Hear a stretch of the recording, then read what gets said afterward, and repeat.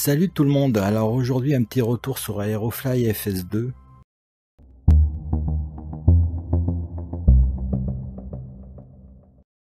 Alors j'ai fait pas mal d'essais avec ma carte graphique, donc une RTX 3070, pour en arriver finalement à choisir ces réglages là. C'est-à-dire je mets le casque sur 72 Hz, je mets 4480 x 2256 en résolution, c'est-à-dire 1,2 fois la résolution standard. J'ai mis la SW sur auto. Alors ce qui est important, c'est le Mirror FOV Multiplier que j'ai mis à 0,8 x 0,8. C'est le champ de vision. En fait, il ne va faire que 80% des pixels en horizontal et 80% des pixels en vertical. Donc 8 x 8, 64. À la fin, il ne fera que 64% des pixels. Ce qui permet d'avoir une bonne fluidité tout en ayant une bonne netteté aussi. Et moi, personnellement, dans le casque, je ne vois pas la différence. J'ai mis Over Server Priority sur High et en Link, j'ai mis Distorsion Curvature sur Low, ce qui veut dire que en fait tout sera net, et Bitrate sur 250 et Sharpening sur Enabled. Moi personnellement, je vois pas de différence que ce soit sur 0,8 x 0,8 ou sur 1 x 1. Quand il y a marqué 36, c'est que l'ASW est activé. Il crée donc 36 vraies images et 36 fausses images qu'il intercale.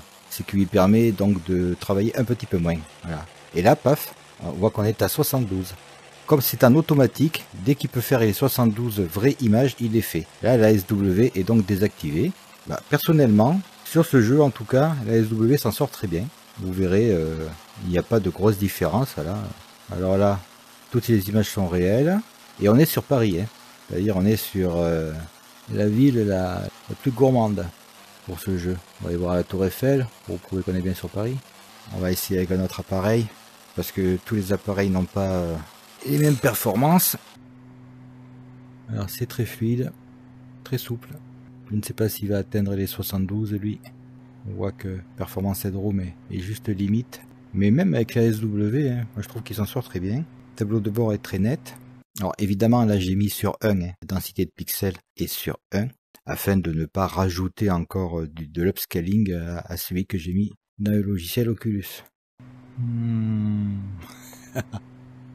Ah, il est quand même arrivé à faire les 72, hein, de temps en temps. On est juste à la limite des 72. Donc sur les autres cartes, je pense qu'il n'aura même pas besoin de la SW.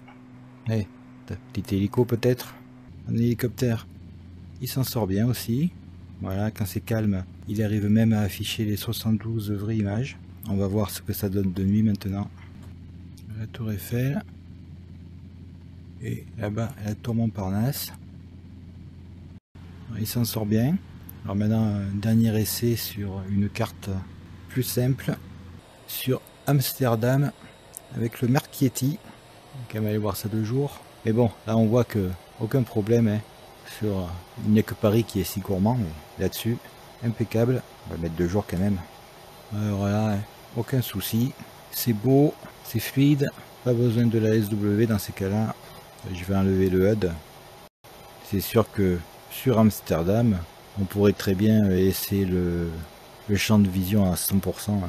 Mais bon, je vous dis, je vois pas la différence moi entre 0,8 x 0,8 et 1 x 1. Alors nous voilà dans les nuages. J'ai enlevé le HUD. C'est hyper fluide, hyper net.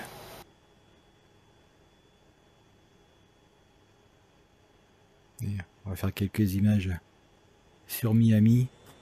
Alors nous voilà sur Miami. Là aussi c'est super fluide. Oh, un bouillotte là. Il y a quelques bouillottes dans le coin. Alors voilà, c'est sur ces belles images de Miami au soleil avec quand même quelques nuages que je vais vous dire à bientôt